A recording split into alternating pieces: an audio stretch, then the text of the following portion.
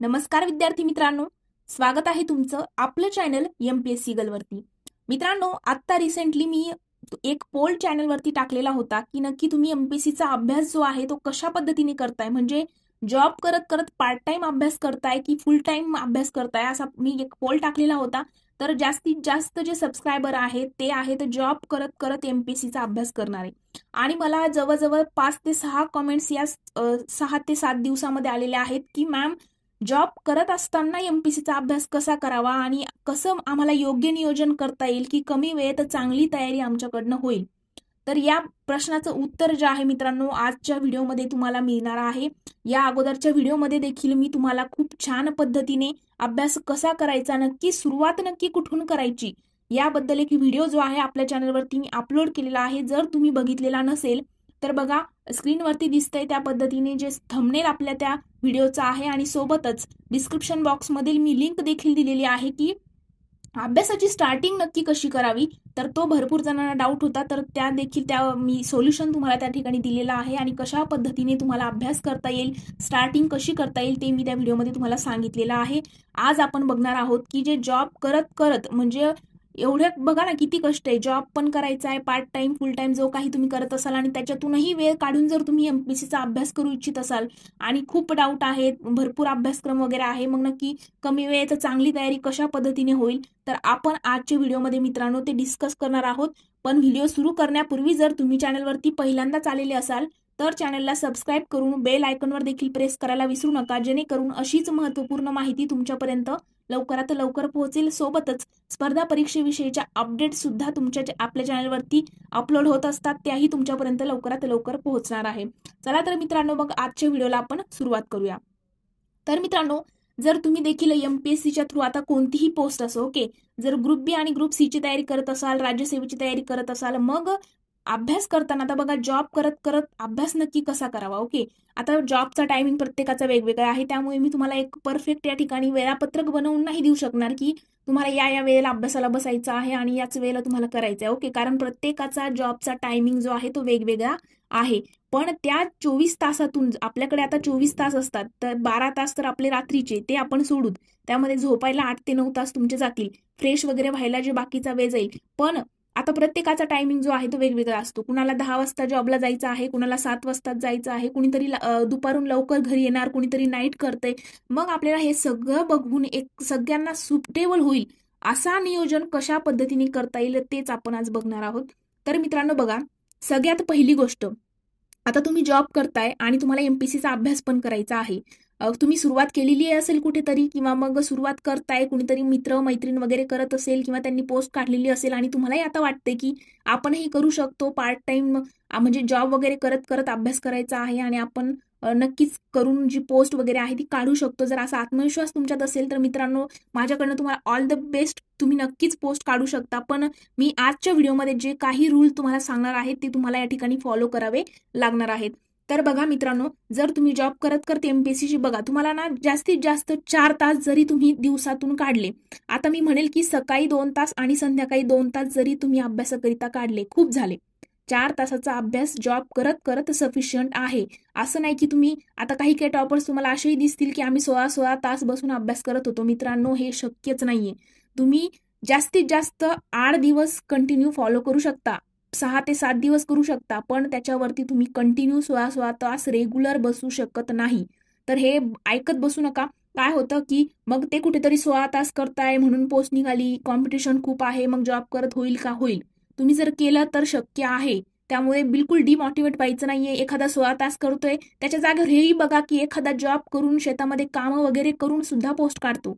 तुम्ही दोन्ही अँगलनी बघायचं आहे. ओके, तर बघा, मग तुम्हालाच जॉब करता करता कसं करता येईल. तर बघा मित्रांनो, तुम्हाला जॉबचा जो टायमिंग आहे त्याचं एक प्रॉपर तुमचं शेड्यूल असणं गरजेचं आहे. तुम्हाला पहिली गोष्ट काय करायची आहे, तर पहिली गोष्ट तुमची काय असणार आहे, तुमचं गोल क्लिअर असायला पाहिजे. आता एमपीएससीच्या थ्रू येणाऱ्या ज्या कोणत्या एक्झामची तुम्ही तयारी करत असाल, ज्या कोणत्या पोस्टवरती तुम्ही फोकस करत असाल, मग ती पोस्ट तुम्हाला एक, म्हणजे एक मित्रांनो, पहिल्याही व्हिडिओमध्ये मी सांगितलेलं होतं, एक डायरी करणं गरजेचं आहे. त्या डायरीमध्ये तुम्हाला सगळ्यात पहिली गोष्ट, एमपीएससीच्या थ्रू येणारी कोणती पोस्ट तुम्ही टार्गेट करताय, ओके, ती पोस्ट लिहून काढायची. म्हणजे काय होतं माहिती, लिहून काढल्यानंतर आपल्या डोक्यावरचा भार कमी होतो. कारण की आपण डायरेक्टली घेतले पुस्तकं, झाले सुरू अभ्यास करायला, खूप डाऊट येतो, म्हणजे वाचताना सुद्धा तुम्हाला ते टेन्शन असतं की होईल का, होईल का. मग त्याच्यामुळे प्रत्येक गोष्ट लिहून काढणं खूप गरजेचं आहे. लिहिल्यानंतर ना कुठेतरी माइंड आपला हलका झालेला असतो की हो, आपण आता नियोजन केलेलं आहे, तर त्या पद्धतीने चालायचं आहे आणि होईल आपल्याकडनं. ओके. आणि मी गाईड करायला आहेच तुम्हाला. मी प्रत्येक ठिकाणी तुम्हाला, प्रत्येक वेळेला मी तुम्हाला कशा कशा पद्धतीने स्टडी करायचा आहे, कसा कमी वेळेत जास्त स्टडी होत नाही, हे सगळ्या टिप्स आपल्या चॅनलवरती मी टाकत जाईल. ओके. तुम्हाला फक्त फॉलो करून नोटिफिकेशन ऑन ठेवायचं आहे. तर बघा मित्रांनो, आणि तुम्हाला कोणत्याही प्रकारचा डाऊट आला ना, तुम्ही मला कमेंट सेक्शनमध्ये सरळ टाका की नेक्स्ट व्हिडिओ आम्हाला असा पाहिजे, हा विषय आम्हाला हार्ड जातोय. मी सगळ्या व्हिडिओ तुम्हाला जे आहेत, सगळे अपडेट तुम्हाला चॅनलवरती देईल. तर बघा, पहिली गोष्ट डायरी केली. डायरी केल्यानंतर मित्रांनो, त्यामध्ये कोणती पोस्ट करताय, कोणत्या पोस्टसाठी प्रिपरेशन करताय ते अगोदर लिहून काढायचं. मग त्यानंतर तुम्हाला सिलेबस माहीत असणं गरजेचं आहे. अगोदर सिलेबस काढायचा आहे. तो सिलेबस 2दा-3दा तरी रॅपिड तुम्ही रिव्हिजन करायचा आहे, वाचायचा आहे की नक्की काय करायचं. ओके. त्यानंतर आता जॉब करताय, त्यामुळे तुम्हाला काय करावं लागणार आहे, सिलेबस वगैरे सगळ्या गोष्टी तुमच्याकडे असणं गरजेचं आहे. कारण वेळ कमी आणि जास्तीत जास्त अभ्यास तुमचा त्या ठिकाणी आणि चांगली तयारी कमी वेळेत करायची आहे आपल्याला. त्यामुळे तसं नियोजन तुम्हाला करावं लागेल. डायरी केली. एमपीएससीच्या थ्रू येणाऱ्या पोस्टवरती फोकस केलेला आहे, ती पोस्ट लिहून काढली. मग त्या पोस्टकरिता किती टप्पे आहेत, आता तुम्ही ज्या पोस्टच्या करीत असेल. ओके. आता पूर्व परीक्षा, मुख्य परीक्षा, मग त्या पोस्टकरिता मुलाखत होते का, जसं आता PSIला तुम्हाला 4 टप्पे आहेत, पूर्व परीक्षा, मुख्य परीक्षा, शारीरिक चाचणी, मुलाखत. जर STIची करत असाल तयारी, तर मुलाखत पण नाही आणि शारीरिक चाचणी पण नाही, फक्त पूर्व आणि मुख्य परीक्षा आहे. मग अशा पद्धतीने तुम्हाला अगोदर नियोजन पाहिजे तुमच्याकडे की तुम्ही कोणत्या पोस्टला फोकस करत आहात. मग ते लिहून काढल्यानंतर मग त्या पोस्टचे किती टप्पे आहेत, मग त्या टप्प्यामध्ये किती अभ्यासक्रम आहे, पूर्व परीक्षेला अभ्यासक्रम कोणता आहे, विषय कोणते आहेत, मग त्या विषयाची सगळी बुकलिस्ट, एक प्रॉपर बुकलिस्ट तुमच्याकडे आहे का. मित्रांनो, बुकलिस्ट एवढी मॅटर करते. जर तुम्ही एका विषयाकरिता कोणतं तरी जुने पुराणे पुस्तकं वाचत बसलाय, तर काहीच अर्थ नाही त्या पुस्तकाला. ओके. किंवा कुणीतरी म्हणते की हे नको हे पुस्तक, ते नको ते पुस्तक, नाही. तुम्ही तुमच्या मनाने, तुम्हाला कळलं पाहिजे. तुम्ही युट्यूबवरती 2-3-4 व्हिडिओ बघा आणि मग जास्तीत जास्त टॉपरची बुकलिस्ट कोणती आहे, एकच प्रॉपर तुम्ही प्रत्येक सब्जेक्टचं एक प्रॉपर बुक ठरवायचं आहे आणि ती बुकलिस्ट घेऊन यायची आहे. आता सेकंड स्टेप तुमची कंप्लीट झाली. तुम्ही डायरी केलेली आहे, पोस्ट लिहून काढली, सिलेबस काढला. आता आली तुमच्याकडे बुकलिस्ट. मग आता अभ्यास कसा करायचा. ओके. जॉब करत करत कसा टायमिंग काढून कमी वेळेत जास्त अभ्यास करता येईल, चांगली तयारी करता येईल. तर बघा, सकाळी तुम्हाला फक्त 2 तास काढायचे आहेत. किती? 2 तास. जॉबला जाण्याच्या अगोदर थोडंसं कष्ट घ्या. आता हे बघा, MPSC करायची म्हटलं, पोस्ट गव्हर्नमेंट नोकरी पाहिजे म्हटलं, तर थोडेफार कष्ट तुम्हाला करावे लागतील. सकाळी तुम्हाला 2 तासाची वेळ, फक्त 2 तास म्हणेल, त्याच्या पुढे तुम्ही एकही मिनिटं देऊ नका. ओके. फक्त 2 तास वेळ काढायचा आहे. त्या 2 तासामध्ये आता तुम्हाला सिलेबस, बुकलिस्ट सगळ्या गोष्टी माहित आहे. ओके. तर एक एक सिलेबस, आणि मित्रांनो त्यासोबत एक PYQचं बुक सुद्धा तुमच्याकडे असणं गरजेचं आहे. बघा, PYQचं बुक असणं मेन म्हणजे, आणि कशा पद्धतीने वाचायचं आहे काय, मी अगोदरच एका व्हिडिओमध्ये सांगितलेलं आहे, त्यामुळे मी पुन्हा इकडे रिपीट करत बसणार नाही. तो व्हिडिओ बघायचा आहे पूर्णपणे. ओके. तर बघा, मग आता तुम्ही सकाळच्या त्या 2 तासामध्ये काय करणार. सपोज, आता मी सपोज म्हटले. ओके. तुम्ही कोणताही सब्जेक्ट घेऊ शकता. सपोज तुम्ही पॉलिटी घेतला. ओके. आता पॉलिटी घेतल्यानंतर सकाळच्या वेळेमध्ये तुम्हाला फक्त आणि फक्त रीडिंग, रिव्हिजन ह्याच गोष्टी करायच्या आहेत. आता तुम्ही पॉलिटी घेतल्यानंतर बघा, आता 15 दिवसामध्ये रोज 2 तास म्हणल्यावर 15 दुणे 30. 30 तासामध्ये आपली पॉलिटी म्हणजे 15 दिवसात आपली कंप्लीट होऊ शकते. आता त्यामध्ये तुमची रीडिंग स्पीड वगैरे मॅटर करेल, पण जर फुल कॉन्सन्ट्रेशननी वगैरे वाचायचं म्हटलं, तरी तुमचं रोज 2-2 तास म्हटलं ना मित्रांनो, रोज 2-2 लेसन जरी केले, 15 दिवसात तुमचे 30 लेसन म्हणजे पॉलिटी कव्हर होत आहे. तर कसं नियोजन करायचं आहे. आता सकाळी तुम्ही 2 तास काढले. त्या 2 तासामध्ये सपोज तुम्ही पहिला विषय घेतला आहे पॉलिटी. तर मित्रांनो, सकाळी आता तुम्ही पहिला लेसन घेतला पॉलिटी मधला, घटना निर्मिती. ओके. आता घटना निर्मिती 1934ला मानवेंद्रनाथ रॉय जे होते, त्यांनी सगळ्यात अगोदर उल्लेख केला वगैरे ह्या गोष्टी. मग तिथून तुम्ही स्टार्टिंग केली. M लक्ष्मीकांत घ्या किंवा रंजन कोळंबे सरांचं बुक घ्या. ओके. आता सकाळच्या वेळेमध्ये तो लेसन पूर्ण फुल कॉन्सन्ट्रेशननी काय करायचं आहे, वाचायचा आहे. पण सगळ्यात पहिली गोष्ट, पहिली स्टेप काय करणार तुम्ही, PYQ सगळे अगोदर घटना निर्मितीवरती आलेले सगळे PYQ एकदा वाचून घेणार. भलेही तुम्हाला कळो नाही कळो, तुम्ही आता कुठेतरी सुरुवात केलेली आहे, अगदी शून्यातून तयारी करताय, तरी पण PYQ एकदा वाचून घ्यायचे. सकाळच्या त्या 2 तासाच्या वेळेचं मी नियोजन सांगते. पहिले 15 मिनिटात सगळे PYQ वाचले. त्यानंतर नंतरचे जो लेसन जो आहे, आता तुमची रीडिंग स्पीड पण मॅटर करते. ओके. मग तुम्ही, आणि असं पण नाही की फुल मग पटकन 2 तासात संपवायचं आहे आणि मग नुसतं वाचताय पण मागे काहीच कळलं नाही की त्या लेसनमध्ये नक्की काय होतं, असंही करू नका. एकदाच वाचा, पण प्रॉपर वाचा. खूप छान पद्धतीने एक ना एक लाईन समजून घेऊनच पुढच्या लाईनवरती तुम्हाला जायचं आहे. मग एकदा PYQ वाचले, मग तो लेसन जो आहे तो वाचून घ्यायचा आहे पूर्ण. मग त्याची PYQ सकाळच्याच वेळेमध्ये, बरं एक लेसन जरी तुम्ही रोज केला तरी सफिशियंट आहे. सकाळच्याच वेळेमध्ये मग त्याची PYQ पुन्हा सॉल्व्ह करायची, मग तुम्हाला किती करेक्ट येतात वगैरे त्या गोष्टी कळतात. आणि मग तो लेसन वाचून वगैरे 2 तासामध्ये तुमचं 2दा PYQ आणि एकदा तो लेसन वाचून होतो. ओके. आणि मित्रांनो, मग ते 2 तास झाले की मग तुमचं दिवसभराचं शेड्यूल तुमचं फॉलो करायचं आहे. तुमचा जॉब वगैरे सगळ्या गोष्टी. रात्री आल्यानंतर, जॉबवरून आल्यानंतर पुन्हा रात्री काढायचे आहेत 2 तास. मग त्या 2 तासामध्ये काय करायचं आहे, जर सकाळी तुमचा लेसन राहिलेला म्हणजे कंप्लीट, म्हणजे जर सकाळीच तुम्ही त्या 2 तासामध्ये तो लेसन कंप्लीट केला असेल तर वेल डन. ओके. पण जर राहिला असेल, थोडेफार 1-2 पेजेस बॅकला राहिलेत, मग ते एकतर पहिल्या 15 मिनिटांमध्ये कव्हर करा, किंवा मग काय करायचं आहे, तेव्हा कंप्लीट झालेले आहे पण आता त्या लेसनमध्ये थोडेफार डाऊट आहेत. ओके. आता पॉलिटीचं मी सपोज म्हटलंय ना, तुम्ही त्याच्या ऐवजी तुम्ही सपोज इकॉनॉमिक घेतला.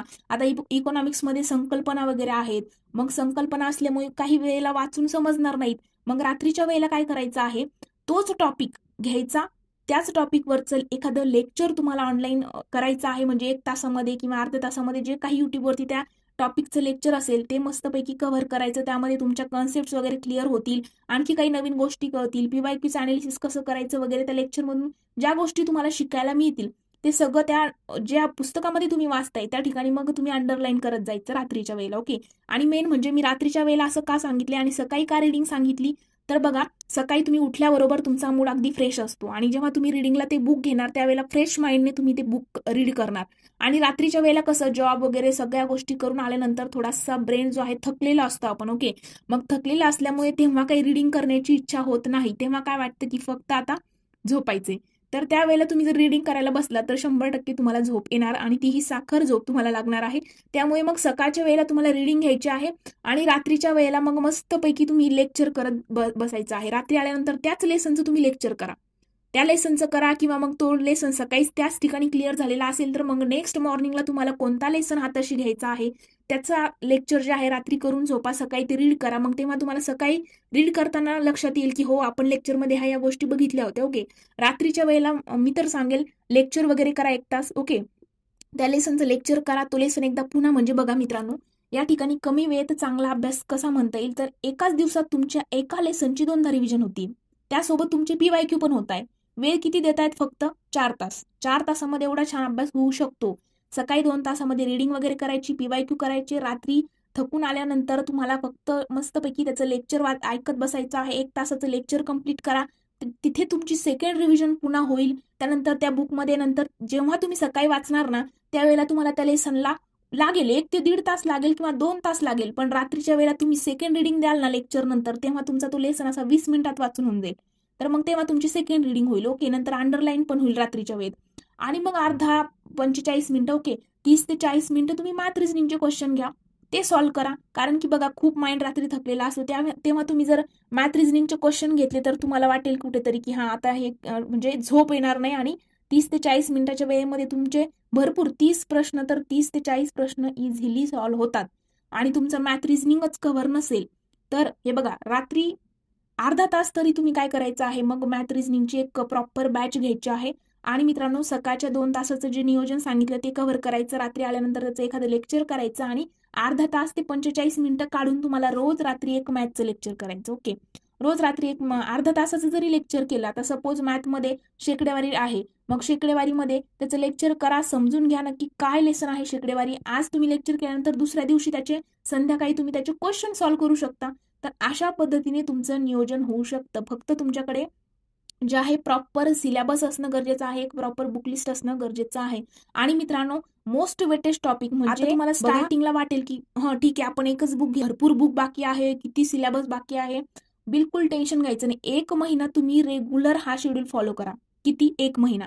1 महिन्यामध्ये मित्रांनो तुमचा एक सब्जेक्ट जो आहे तो प्रॉपर कम्प्लीट होतो विथ PYQ.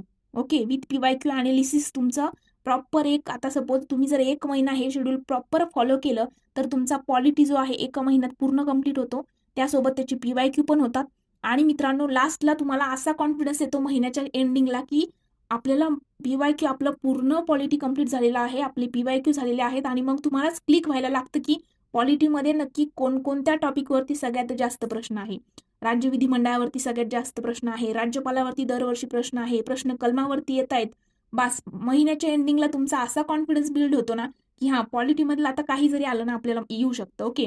परत आयोग आपल्याला इथे इथे प्रश्न विचारतो. हे सगळं तुम्हाला कधी होईल? स्टार्टिंगला होणार नाही. स्टार्टिंगला लगेच तुम्ही असं नाही म्हणायला पाहिजे की 2 ते 3 दिवस झाले आणि एवढा सगळा सिलेबस बाकी आहे, आणखी काही समजत नाहीये. मी म्हणेल की 1 महिना प्रॉपर हे तुमचं वेळापत्रक फॉलो करा. 1 महिन्यानंतर तुमचा एक टॉपिक पूर्ण कंप्लीट झालेला असेल. त्यानंतर त्याचे PYQ झालेले असतील. त्या ठिकाणी लक्षात पण येईल की PYQ नक्की आयोग कुठे प्रश्न विचारतोय. आणि तुम्हाला मित्रांनो सेकंड रिडिंगला म्हणजे जेव्हा तुमची बघा मी सांगितलं अगोदरच एक लेसन केला त्याच दिवशी त्याची रिडिंग केली. ती एका दिवसात तुमची एका लेसनची 2दा रिडिंग होतीये. त्यासोबत मित्रांनो तुमचं लेक्चर पण होतंय रात्रीच्या वेळेला. त्यासोबत PYQ पण होत आहेत. तर एकदा तुमचा 1 महिन्यामध्ये तो एक टॉपिक, एक जो लेसन जो आहे, एक विषय जो आहे, एक सब्जेक्ट जो आहे तो कव्हर झाल्यानंतर मित्रांनो तुमची सेकंड रिडिंग एवढ्या फास्ट होणार आहे ते बुक तुम्ही डायरेक्टली 4-5 दिवसामध्ये वाचून काढता. अशा पद्धतीने तुम्हाला 6 महिन्यामध्ये तुमची पूर्ण प्रीची तयारी होते. जर तुम्ही हे रेग्युलर फॉलो केलं, एकही दिवस खंडन न पडता. आणि मित्रांनो त्यासोबत बघा महिन्याच्या एंडिंगला तुमचा एक सब्जेक्ट कव्हर होतोच, पण त्या सब्जेक्ट सोबत तुमचं मॅथ रिझनिंग पण चालू आहे. रोज तुम्ही एक लेक्चर करताय, रोज तुम्ही 20-30 प्रश्न सॉल्व्ह करताय. तर मॅथमध्ये सुद्धा तुमचा 20 पैकी चांगल्या प्रकारे स्कोर येऊ शकतो. 10, 15, 12 अशा प्रकारे नंतर आणखी रीड करू शकता. तर अशा पद्धतीने तुम्ही जॉब करत करत सुद्धा अभ्यास करू शकता, चांगलं नियोजन करू शकता. 4 तासामध्ये पण प्रॉपर जर केला तर खूप छान अभ्यास होतो. माझं म्हणणं आहे की एखादा स्टुडंट लायब्ररीमध्ये 15 ते 16 तास बसतोय आणि 15 ते 16 तासामध्ये त्याला प्रॉपर 2 तास सुद्धा कळत नाही की आपण अभ्यास नक्की वाचलं काय. सकाळी पुस्तकाला पहिल्या पेजला सुरुवात केली आणि संध्याकाळपर्यंत ती पुस्तक पूर्ण संपवलंय, पण काय वाचलं हेच लक्षात राहत नसेल तर तशा अभ्यासाला काहीही व्हॅल्यू नाही. कोण किती वेळ अभ्यासाला बसते याच्यापेक्षा तुम्ही किती वेळ आणि त्या कमी वेळेमध्ये किती प्रॉपर करत आहात, किती कॉन्सन्ट्रेशननी करत आहात, किती तुमच्या 100% तुम्ही जर त्या 4 तासात देत असाल ना मित्रांनो, तर लायब्ररीमध्ये 16 तास अभ्यास करणाऱ्या मुलाला सुद्धा तुम्ही त्या ठिकाणी त्याच्यासोबत तुम्ही येणार आहात. ओके. म्हणजे बघा एखादा स्टुडंट 16 तास करतोय पण जर 100% कॉन्सन्ट्रेशनच नाहीये तर त्याचा फायदा नाही. तुम्ही 4च तास करा, प्रॉपर करा, फुल कॉन्सन्ट्रेशननी करा. एखादी गोष्ट वाचली की बघा. आणि मेन म्हणजे काय असतं, कमी वेळेत पण जर चांगला केलेला कधीही चांगला. ओके. आणि नंतर तुमचा सिलेबस वगैरे कव्हर झाला की एक तर 4-5 महिन्यानंतर तुमचा ना 70% सिलेबस कव्हर होतो आणि मग असा एक कॉन्फिडन्स येतो की असं आपण करू शकतो. त्यानंतर तुम्हाला मोस्ट वेटेज टॉपिक कळायला सुरू होतात, PYQ सॉल्व्ह व्हायला सुरू होते. नंतर तुम्ही मग स्वतःहूनच प्रश्न वगैरे टॅकल करतात वगैरे, ह्या गोष्टी तुमच्या नंतर बिल्ड व्हायला सुरू होतात. पण सुरुवातीलाच तुम्ही ह्या सगळ्या अपेक्षा स्वतःकडून करायच्या नाहीत. हळूहळू करायचं आहे. 1 महिना तुम्ही करून बघा.